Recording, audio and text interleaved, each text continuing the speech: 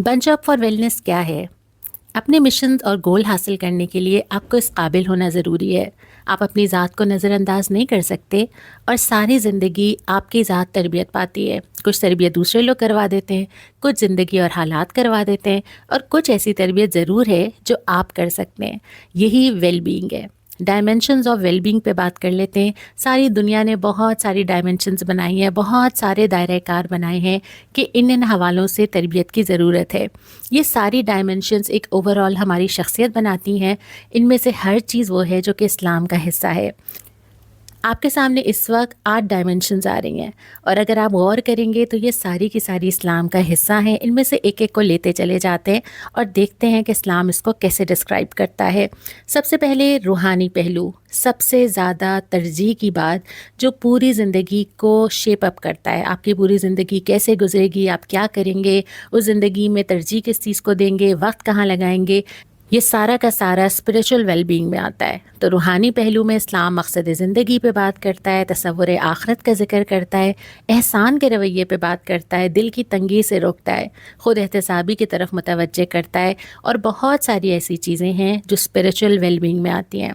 फिर आपकी ज़िंदगी का दूसरा हिस्सा है आपकी इमोशनल वेलबींग। आप जज्बाती तौर पे कैसे हैं, इस्लाम उसको भी एड्रेस करता है।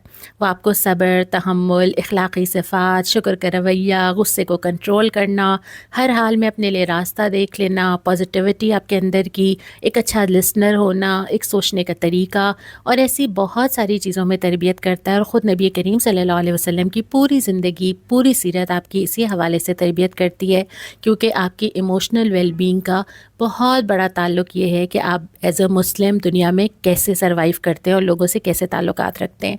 फिर आ जाता है इंटेलेक्चुअल वेलबींग, दानिशवराना पहलू। इसके लिए इस्लाम हमें बार बार कहता है कि इल्म हासिल करो, सीखो, कुरान से, हदीस से, मुताले से, दौर के हालात के बारे में जानना, आजकल की पॉजिटिव चीज़ों को कबूल करना, दूसरे लोगों से हेल्दी डिस्कशंस करना, उसका तरीका, एक अच्छे डिस्कशन से अपने लिए कोई लर्निंग लेना, और ये सारी चीज़ें जो हैं ये दानिशवराना पहलू में आती हैं।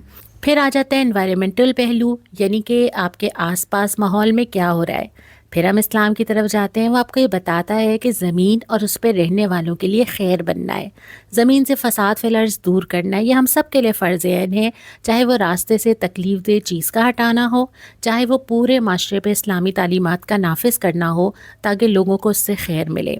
फिर आ जाता है फ़िज़िकल वेलबींग, जो कि एक मोमिन के लिए ज़रूरी है और इस्लाम इस हवाले से भी रहनुमाई करता है कि ग़िज़ा कौन सी लेनी है, कौन से खाने जो हैं वो पावर फूड्स हैं, जिस्म को उसका हक़ कैसे दिया जाता है, ख़ुद को तकलीफ़ और अज़ियत से कैसे बचाया जाए, और ऐसे कौन से मामूलात जो ख़ास तौर पे मामूलात नबी सल्लल्लाहु अलैहि वसल्लम हैं जो आपकी फ़िज़िकल वेलबींग के लिए बहुत ज़रूरी हैं।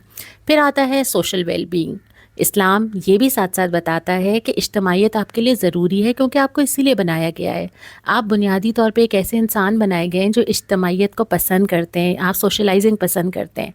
तो इज्तमाई इबादत, मिल के हज करना, मिल के नमाज़ पे जाना, फिर ईदों की नमाज़ पे जाना, फिर मुसलमानों के आपस में हुकूक, एक दूसरे के साथ डीलिंग कैसे करनी है, आपके रवैये कैसे हों, आप कैसे लोगों को साथ लेके चले, एक पूरा सोशल चार्टर सूरह हुजरात की शक्ल में।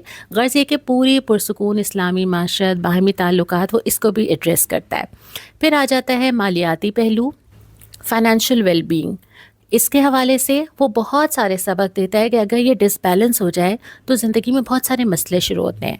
इसलिए वो पहले तो मर्दों के लिहाज से रिस्क हासिल करना, हलाल कमाना, ये सारी चीज़ों की तरफ मुतवज्जे करता है, लेकिन साथ साथ ये कि क़नात कैसे इख्तियार की जाए, इन्फाक कैसे किया जाए, मयाना रवी कैसे हो, मादा परस्ताना रवैये से आप कैसे बचें, माल हो लेकिन माल दिल के अंदर ना हो, वो इसको भी एड्रेस करता है। उसके बाद आ जाता है पेशा वराना पहलू, यानी ऑक्यूपेशनल वेलनेस। आप जहाँ पर भी हों, आप अल्लाह के दीन के लिए काम कर रहे हों, आप किसी ऐसी इज्तमाइयत से जुड़े हुए हों, आप कहीं पे भी अपनी सर्विसेज दे रहे हों, आप ख़ास तौर पे जब आप किसी अल्लाह के दीन के काम के लिए लोगों के साथ चल रहे हों, तो उस वक्त अपना बेस्ट कैसे दिया जाए।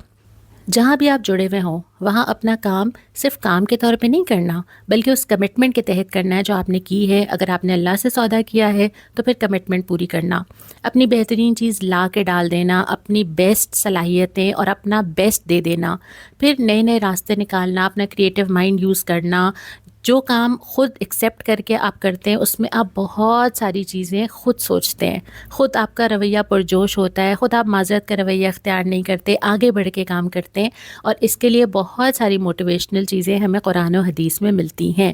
تو یہ جتنے ڈائمنشنز ہم نے ابھی پڑھے ہیں، یہ سارے کے سارے ڈائمنشنز کہیں نہ کہیں جا کے ہماری زندگی کو شیپ کرتے ہیں۔ تو ہم بنچ اپ فار ویلنس میں ان ساری ڈائمنشنز پہ بات کریں گے، ایک کے بعد ایک سب چیزوں کو ایڈریس کریں گے۔ کچھ پروجیکٹس ہوں گے، کچھ لیکچرز ہوں گے، کچھ پروگرامز ہوں گے جن کا آپ حصہ بن سکتے ہیں۔ ہمارے پیج کو جوائن کریں گے تو آپ بہت ساری ایسی ایکٹیویٹیز میں شامل ہوں گے اور بہت سارا ایسا کنٹینٹ دیکھیں گے جو آپ کی زندگی کو شیپ کریں گی، اور آپ کی ویلنس بھی بہتر ہوگی، کیونکہ آپ کی ویلنس صرف آپ کی نہیں ہے بلکہ ایک پوری سوسائٹی کی ہے۔ تو آئیے ہمارے ساتھ، let's bench up for wellness.